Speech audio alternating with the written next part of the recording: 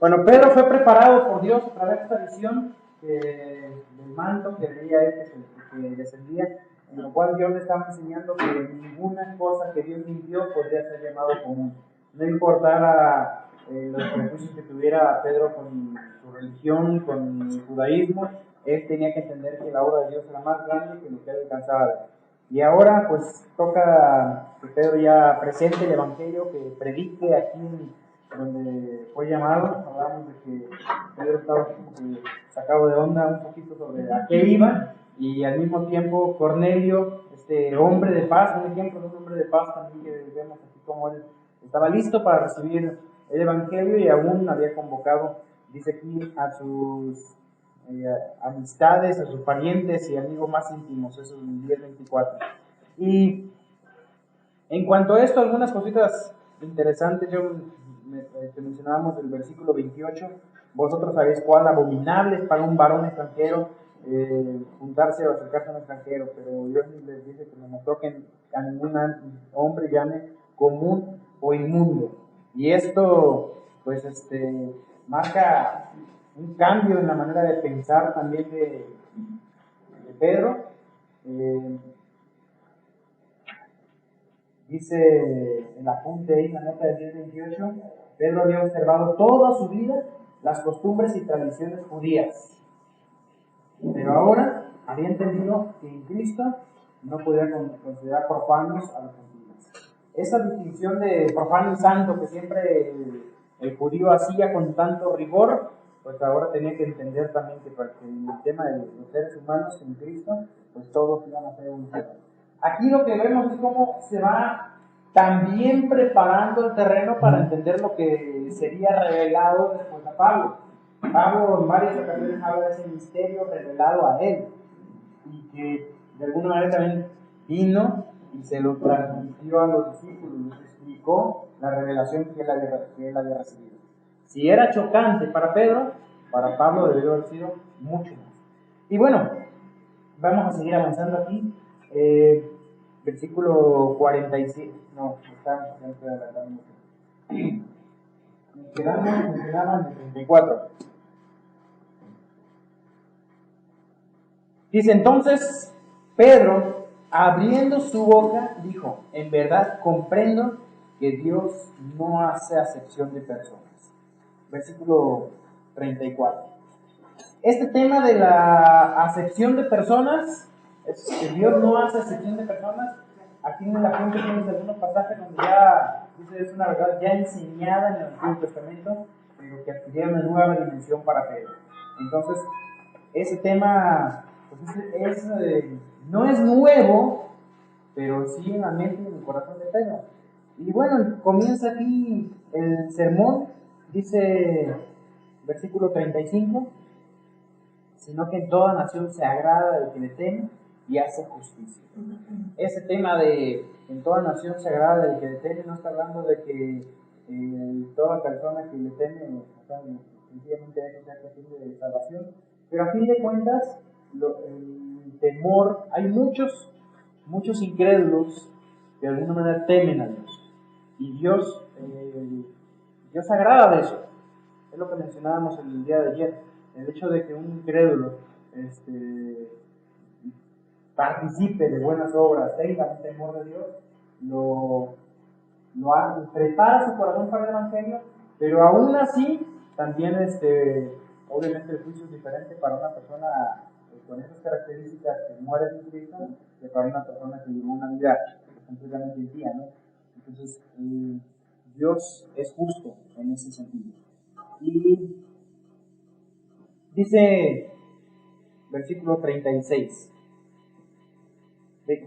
Voy a ir un poquito saltando algunos versículos para avanzar. Empieza el mensaje, ese es el sermón de Pedro, y dice: Dios envió mensaje a los hijos de Israel anunciando el Evangelio de la paz. ¿Dónde habla del Evangelio de la paz? Fíjate que lo que yo les vengo diciendo, aún no es algo desarrollado, pero ayúdenme por favor. Fíjense, Efesios 2, 12 al 17. ¿Quién me ayuda a leer esos versículos? En aquel tiempo estaba sin Cristo, dejado por la ciudadanía de Israel, y aquellos a los pactos de la promesa, en esperanza y servicio al mundo. Pero ahora en Cristo Jesús, nosotros que en otro tiempo estábamos lejos, habéis sido acercados por la sangre de Cristo. Porque Él es nuestra paz, que de ambos pueblos hizo uno, derribando la pared que intervenía en separación, aboliendo en su carne las enemistades, la ley de los movimientos expresados en violencia, para crear en sí mismo de los dos un solo nuevo hombre, haciendo la paz. Y mediante la cruz reconciliar con Dios a ambos en un solo cuerpo, matando en ella las enemistades, y vino en misión las buenas nuevas de paz a nosotros que estamos vivos. Y las que estamos vivos. ¿Te das cuenta de qué está hablando aquí? ¿De qué habla el Evangelio de la paz? Normalmente pensamos nosotros en paz, la paz con Dios, ¿no? ¿Qué significa paz con Dios? Ya mi enemistad con Dios fue solucionada. Pero en este pasaje, Pablo está hablando también de otra cosa. ¿Paz entre qué? Entre ambos pueblos. ¿Cuáles? Judíos y gentiles. Y ambos pueblos hizo uno haciendo la paz. Y dice, matando las enemistades. Entonces, eso es. Pedro todavía tiene muchos conceptos que lo hacen que se aferre a su tradición judía, pero, o sea, es cosas, por ejemplo, que pensaría un judío en ese momento. Los gentiles no pueden ser alcanzados además de Israel. ¿Me explico? Ese es el concepto del judío. El gentil va a ser alcanzado a través de la nación de Israel, porque la nación de Israel es la que fue llamada a ser ¿qué? Luz a las naciones. Entonces no entenderían de ninguna manera que Dios hiciera su obra además de Israel. Ahora Pedro está aprendiendo que Dios va a introducir un nuevo programa, la iglesia. Aún no ha comprendido ese punto. Mencionaba, bueno, sí, ya había escuchado la palabra iglesia cuando le dice Jesucristo sobre esta roca edificaré mi iglesia. Ahora, iglesia no, cuando usaban la palabra iglesia, no pensaban ellos en un grupo de personas reunidas en un templo adorando a Cristo que fueran judíos y gentiles sin importar y fuera de la nación de Israel. ¿Qué es el concepto de iglesia? Es una palabra que se usaba en ese momento normalmente. ¿Qué significa qué? Asamblea. Los llamados fuera. La idea es que cuando tenía un gobernador de una ciudad que vamos a pensar un informe o tomar decisiones o comunicar decisiones, se hacía una iglesia. Toda la gente del pueblo salía afuera de sus casas, se reunían en la plaza, incluso en ocasiones fuera de las ciudades. Por eso era muy común que los jueces se sentaran, ¿dónde? En las puertas de las ciudades. Entonces, eso era una iglesia. Cuando Cristo le dice a Pedro, sobre esta roca edificaré mi iglesia, ¿pensaban lo que nosotros sabemos que es la iglesia? No. No, él pensaba sencillamente la gente a la cual Cristo llamaría. Alguno podría llegar a pensar, si escuchan la voz de Cristo, pues en el ejército de Cristo, con el cual va a liberar a Israel de Roma. Entonces, para eso es una iglesia. Sencillamente, era común la palabra, pero no significa que Pedro lo haya entendido desde entonces, el concepto de iglesia. Va entendiéndolo apenas. Y bueno, vamos a seguir avanzando aquí en el texto. Y dice, vosotros sabéis, vimos lo del Evangelio de la paz, versículo 37, vosotros sabéis lo que se divulgó por toda Judea, comenzando desde Galilea después del bautismo que predicó Juan. Fíjate cómo menciona el bautismo que predicó Juan como algo que igual o distinto a lo que ellos predicaban. Habla de otro bautismo. ¿Te das cuenta? Marca una distinción. El bautismo que predicó Juan. O sea, no es el mismo bautismo. Entonces dice ahí, después del bautismo que predicó Juan. Y cómo ungió con el Espíritu. Obviamente sabemos nosotros que el ungido es Cristo. Vemos en Isaías 61 también esto. Y este bautismo del cual predicó Juan, diferencia con esa palabra del bautismo cristiano. Dice aquí en la junta también el bautismo de Juan era para arrepentimiento de de Israel para recibir el reino prometido. El bautismo cristiano es simbólico de identificación con Cristo, es decir, es simbólico también de la salvación, es simbólico de la identificación con el cuerpo de Cristo, que es la iglesia, con la vida cristiana y con la iglesia local. Todo eso quizás puedes tú darle un repaso ya a Romanos capítulo 6, versículos del 1 al 6, y ver el tema del bautismo en el cuerpo de Cristo. Entonces, es diferente. Empieza aquí a contar acerca de Cristo. Mira, normalmente, si tú revisas los sermones anteriores de Pedro, son sermones, o casi todos los anteriores, aún de Esteban, son sermones donde involucra mucho el juicio hacia Israel. ¿Te acuerdas? Ustedes lo mataron, ustedes lo rechazaron, y va a venir juicio, y hablaban mucho de eso. No. Este sermón ya es diferente. ¿Por qué creen que es diferente? Es para gentiles. El auditorio es otro. Entendemos también que hay transición. Va habiendo una transición. Pero dicha transición, Pedro aún no la ha captado completamente. Falta todavía un poco más. Dice aquí, fíjate, normalmente un sermón de los anteriores contenían mucho cumplimiento de profecía. Así dijo el profeta y cita la profecía, y así dijo el profeta y cita la profecía. Pero en cambio, en se centra más en la obra de Cristo, algo que era más conocido. Este sermón era algo que tenía que ver más con lo que todos habían escuchado y que todos habían visto. Tiene que ver con señales. Y fíjense cómo habla de esto. Empieza a hablar de la obra de Cristo, de cómo Dios ungió en el Espíritu Santo y con poder a Jesús, y cómo anduvo haciendo bienes y sanando a todos los oprimidos por el diablo, y porque Dios estaba con él. Pues en alguna ocasión había visitado toda esa región también Cristo, y nosotros somos testigos de todas las cosas que Jesús hizo en la tierra de Judea y en Jerusalén, a quien mataron, ya habla de los judíos, mataron colgándole en el madero. Ya no hay una acusación aquí.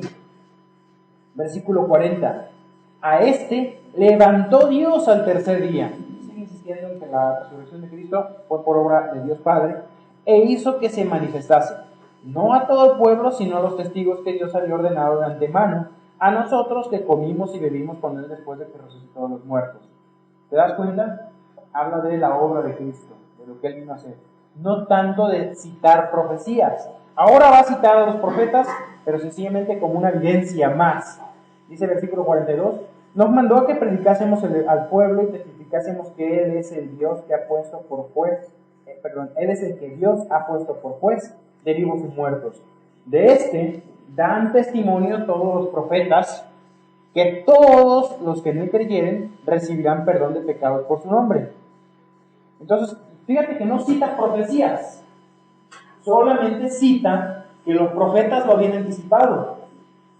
Ahora, también cabe notar el hecho que dice aquí, todos los que en él creyeren recibirán perdón de pecados. Y aquí menciona a todos. Ya con esta preparación que Pedro tuvo antes del lienzo que venía con animales, con cuadrúpedos, con reptiles, con animales que eran considerados inmundos por la ley, Pedro entendió. Ya se le había quitado un poquito la cabezadura que tenía antes. Y Pedro entendió que a nada podía, que Dios limpiara, podía llamar él común o inmundo. Y ahora le dice aquí entonces, él sabe que todos, por igual, judíos y gentiles, si en él creen, recibirán perdón. Porque ya le había tocado a él, en ese caso, abrir la puerta del evangelio a los judíos, abrir la puerta del evangelio a los samaritanos, enterarse también de la conversión del eunuco etíope, que era el seguidor del judaísmo, y ahora venía a predicarle a gentiles. Pero esto de la predicación a gentiles no era muy fácil, requirió esa preparación previa por parte de Dios. Y dice, versículo 44, mientras aún hablaba Pedro estas palabras, el Espíritu Santo cayó sobre todos los que oían el discurso. La fe viene por el oír. Y el oír por la palabra de Dios. ¿Qué estaban escuchando? La palabra de Dios. La oían. No se dice aquí, pero entendemos, está implícito en el versículo que ¿qué hubo? Hubo fe. Hubo palabra de Dios, hubo oídos atentos y está implícito en el versículo que hubo fe. Eso es importante entenderlo porque no se dice aquí, creyeron, pero está implícito, lo vemos. Y recibieron, dice aquí, cayó sobre todos los que oían el discurso. El Espíritu Santo cayó sobre todos los que oían el discurso. Y como testimonio de esto, ¿qué sucede? En versículo 47, fueron bautizados. ¿Sí? Hay un punto interesante también aquí en cuanto a esto. Y los fieles de la circuncisión que habían venido con Pedro se quedaron atónitos. ¿Quiénes son los fieles de la circuncisión? ¿Cuáles? 6 hombres que le acompañaron. Los que aparecen aquí en el versículo... Ay, eso me perdió. Los fieles de la circuncisión, déjenme ver encuentro. 10:23. En el 10:23 dice aquí que le acompañaron algunos de los hermanos de Jope. Estos son 6, según también vemos se habla de ellos en capítulo 11, versículo 12. Dice que fueron también conmigo estos 6 hermanos y entramos en Capernaum. Entonces los fieles de la circuncisión, estos 6 eran fieles de la circuncisión, ¿por qué? Primero, porque eran cristianos, pero eran judíos, guardaban todavía todos los ritos judíos. Recordemos este concepto que hemos venido hablando. Para el judío convertido en Cristo, el cristianismo no era algo diferente al judaísmo. ¿Me explico esto? Esto entendámoslo bien.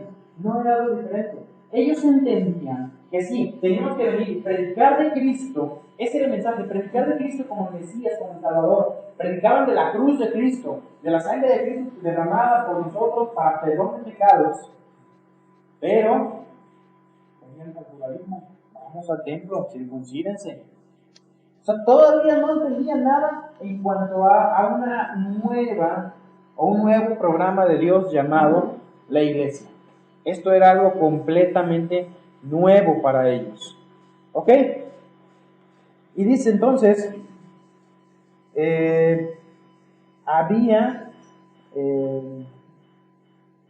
quedaron atónitos, versículo 45, de que también sobre los gentiles se derramase el don del Espíritu Santo. Dice versículo 46, y vamos a recalcar algunas cosas aquí. Porque los oían que hablaban en lenguas y que magnificaban a Dios. Esta palabra de hablaban en lenguas, en griego dice, ya no sé cómo se lee, así que no me califique mi pronunciación, ¿ok? La leo en glosa. La idea es de hablaran en glosa, o sea, en glosas, son lenguas comprensibles, son idiomas. La idea es que hablaran idiomas conocidos. Entonces, las lenguas, si nosotros recordamos, son señal a qué? ¿A quiénes? Alguien, por favor, ayúdenme a leer Primera de Corintios 14:20.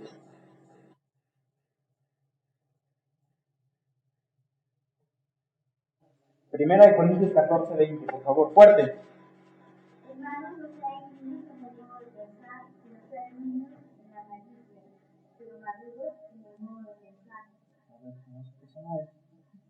¿Bien? 22. Y que también con los porcionados, son porcionados uno a los ingresos y no a los ingresos, en las profecías, a los ingresos y a los ingresos. Primera de Corintios 14:22. Ese creo que no está aquí en el apunte, así que pueden marcarlo. Yo lo tengo anotado junto a la Biblia, pero escribo muy feo, así que luego yo lo entiendo. Primera de Corintios 14:22. Las lenguas son por señal a quién? a los incrédulos. Cuando en la Biblia, en el Nuevo Testamento, se refiere a incrédulos, casi siempre, escúchenme bien eso por favor, cuando en el Nuevo Testamento se refiere a incrédulos, incluso en la mayoría de la Biblia, se refiere a incrédulos, por lo regular, casi siempre se refiere a judíos. Porque si hablamos de gentiles, todos nosotros somos judíos, y hablamos de un gentil, no necesitamos decir los gentiles incrédulos. Es obvio, son incrédulos. Porque son gentiles, no son convertidos al judaísmo. Entonces, mencionar gentil ya lleva también implícito el hecho de que son incrédulos. Pero cuando habla de incrédulos solo, por lo general en la Biblia se refiere a judíos. Ahora, estos 6 varones que venían con Pedro, ¿eran creyentes? Sí, eran creyentes, pero incrédulos en que Dios haría su obra aparte de Israel. Entonces, las lenguas fueron por señal a quién. En este caso, a 6 judíos, salvos, creyentes en Cristo, pero incrédulos de la obra de Dios, del nuevo programa de Dios. Así entonces, las lenguas son por señal a los incrédulos. Hablando de judíos. No estamos hablando de que hoy en día sea válido que alguien defienda su punto, argumente que las lenguas son por señal a los incrédulos, demostrando que defienden el Espíritu Santo. Porque en la Biblia, cuando hablamos de incrédulos, por lo regular, no me atrevería a decir siempre, pero por lo regular se refiere a incrédulos judíos. Es posible que se siempre, no sé, no lo he estudiado el tema como para decir siempre. Así entonces, estos 6 dieron a los gentiles hablar lenguas. Esto significaba que tenían el Espíritu Santo, que eran salvos, que habían sido incluidos en el programa de Dios y que Dios estaba haciendo la obra, dando salvación a gentiles que ni siquiera se habían circuncidado, que ni siquiera eran judíos, que no eran parte del pueblo de Israel. Entonces, versículo 47, respondió Pedro: ¿puede acaso alguno impedir el agua para que no sean bautizados estos que han recibido el Espíritu Santo, también como nosotros? Sin acepción de personas. Fíjate que aquí el bautismo no es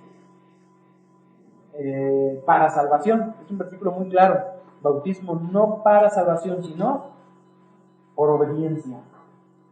Porque fíjate el siguiente versículo, versículo 48, y mandó bautizarles en el nombre del Señor Jesús. Entonces le rogaron que se quedase por algunos días. Recordamos nosotros que Cristo no bautizaba, ¿qué no hacía? Lo hacían sus discípulos. En este caso, ya los discípulos, los apóstoles, se ve que no acostumbraban a bautizar.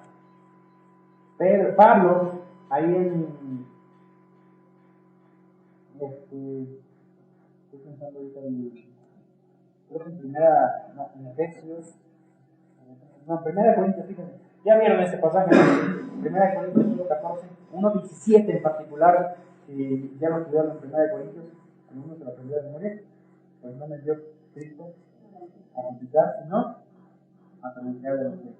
En este caso empieza, yo no bauticé, no recuerdo haber bautizado a algún otro, a este otro, a Eneas, no, menciona algunos, pero se ve ahí que no era costumbre de los discípulos, o de los apóstoles, perdón, bautizar, sino que eran otras personas que lo hacían, y fue algo sabio para que no hubiese después esas divisiones con las cuales también tienen que lidiar un poquito Pablo con Corintio, ¿no? Yo soy de fulano, yo soy de fulano, entonces ahí fue todo el conflicto que había.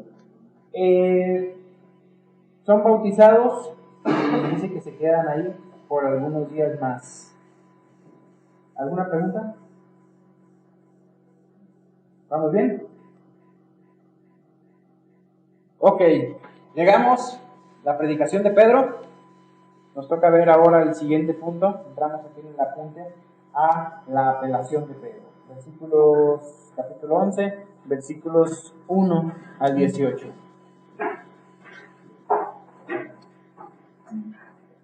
Dice,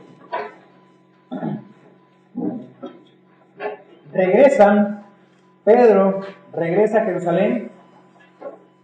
Versículo 2, cuando Pedro subió a Jerusalén, disputaban con él los que eran de la circuncisión. Era eso de los que eran de la circuncisión, no estamos hablando de judíos inconversos, estamos hablando de judíos convertidos. Muchos de ellos, recordemos que ¿quiénes se habían convertido? Había sacerdotes que se habían convertido. Se menciona de que había fariseos que se habían convertido. Así que había dentro de la iglesia una especie de partido doctrinal. Hoy en las iglesias hoy en día hay partidos doctrinales. Hay algunos que les gusta el calvinismo y lo abrazan y se aferran. Hay otros que son, no sé, algunos agarran a un teólogo y tienen su partido, ¿no? Pues este es de fulano, este es de sultano, y así arman sus partiditos como si fuera la iglesia en Corinto. Eso sucede. Pero bueno, los grupitos nunca se pueden evitar. Eso sucede siempre en las iglesias. Aquí había el partido doctrinal, los fieles de la circuncisión. Y en ese caso yo pienso que, estando en Jerusalén, era el partido más fuerte, ¿no? Y disputaban con Pedro, diciendo, ¿por qué han entrado en casa de hombres incircuncisos y comido con ellos? Ese era un conflicto difícil para ellos, para Pedro entenderlo. Fíjense, el apunte menciona estos cristianos judíos que no estaban de acuerdo con que los gentiles sean aceptados en la iglesia, sin el rito de admisión del judaísmo. ¿Cuál es? La circuncisión. Y una vez más, el punto que estamos hablando, que quiero insistir en él, aquí lo tengo con negritas, a mí se me juntan, no sé si ustedes también traen negritas. La obra de Dios es más grande que nuestros prejuicios de grupo o de denominación. Yo no puedo pensar que Dios hace la obra solamente a mi manera. Si Dios no es mi siervo, yo soy siervo de Dios. Y cuando en Corinto, en la carta de los Corintios también se habla de esto, hablando del tribunal de Cristo, tú quieres que juzgas al criado ajeno, para su propio Señor está en ti, o sea. Así que vivamos o muramos, del Señor somos. Finalmente, la obra es de Dios. Pedro entonces procede a explicar. Voy a saltarme una parte aquí, pero Pedro lo que hace es explica su visión.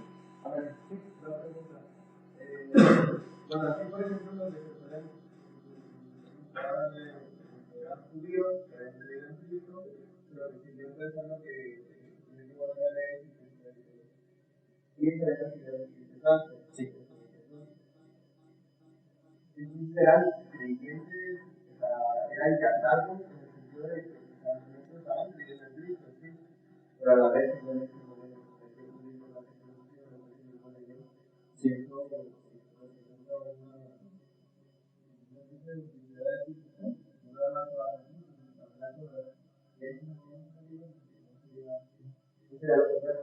O sea, yo no creo que estuviesen predicando fe más obras. Pero ellos entendían que todo convertido, o sea, la conversión, ese arrepentimiento tenía que incluir, obviamente, conversión al judaísmo. Es eso. Seguían guardando. Por ejemplo, vamos a entrar también en cuanto a esto, al conflicto. Ya, si pensamos nosotros que se predicaba ahí, ¿por qué Pablo más adelante hace un voto judío? El voto del cabello. Es un voto nazareo. O sea, porque hizo un voto nazareo. Y es podríamos entrar ahí con un conflicto, como el predicador de la gracia de Dios ahora está enseñando que hay que hacer obras. Nunca el judaísmo, la ley, nunca en la Biblia se dice que fue abrogada. El concepto de la abrogación fue muy bien lo que a lo mejor ya es un tema muy aparte que podríamos andar ahí, es en cuanto a la maldición que la ley trae. Y nunca en la Biblia habla de salvación por obras. Nunca. La salvación, los principios de la ley siempre fue por gracia. El hecho de que hiciesen obras, las obras fueron La Biblia nos enseña un ayo, una enseñanza. Y aún Pablo en un momento dice: la ley es buena, si uno la usa, le quita la ley. Lo que fue de alguna manera quitado son los ritos, que en este momento seguían guardándolos.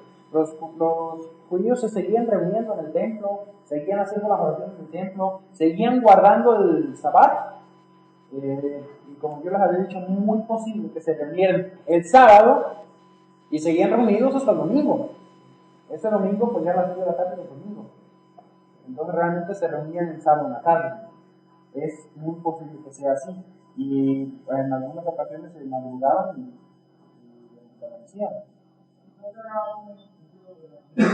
¿Dónde? Quizás era algo muy positivo para los judíos. Ellos podrían quizás considerar que era eso, pero entonces yo creo que lo principal es que están a entrar en la plan de Dios. Porque después, más adelante, ellos querían que los gentiles hicieran así con ellos.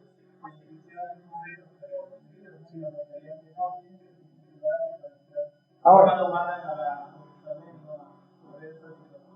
es muy importante ver el contexto en el cual estamos, el contexto cultural. Si tú hoy en día, Dios te llama a ser misionero entre judíos ortodoxos, ¿qué vas a hacer? ¿Vas a ir así como eres, hablándoles de Dios? ¿Te vas a meter entre ellos y te vas a echar un sándwich de jamón ahí junto a ellos? ¿Qué tienes que hacer?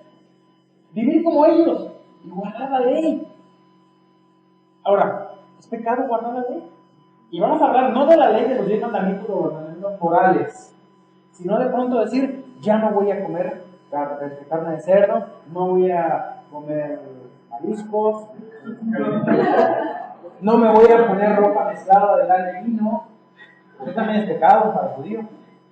Si alguien quiere guardar, no puede ni siquiera mezclar en una misma prenda dos telas diferentes. Tiene que ser todo de lana, todo de vino, todo de lana. Entonces, ahí.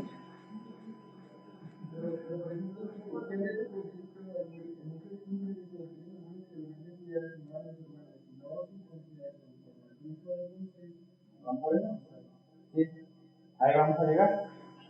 Ya llegando ahí, es que todo se va aclarando para ellos. Hay muchos conceptos aún que no los han entendido completamente. Ellos entienden arrepentimiento, recibir a Cristo, pero como parte de la evidencia es convertirse al judaísmo. Si no se convierte en el judaísmo, esa salvación no fue. Santiago en un momento lo explica también, pues no fue genuina. Quizás es el concepto del que entienden, ¿no? Si quieres ser parte de la familia de Dios, pero tienes que ser convertido. Exactamente. Esa es la idea. En este momento no cabe en la mente del judío salvación fuera del judaísmo. Aún judíos cristianos, no cabe en la mente de ellos. Entonces viene este conflicto y viene una solución. Lo del primer concilio está bien interesante, pero vamos a llegar ahí un ratito más. A ver, yo espero que lleguemos pronto. Vamos a adelantar. ¿Alguna otra pregunta? Porque ese tema, yo por eso les digo que vamos lento en estos, porque esta transición es importante. En los viajes misioneros no hay muchos conflictos de estos. Es casi toda historia. Así que ustedes me disculparán por la velocidad que vamos a agarrar allí, pero los viajes misioneros son sencillos de entender. No hay muchos conflictos. Así que hay muchas lecciones bien buenas, muy prácticas, pero son fáciles de interpretar.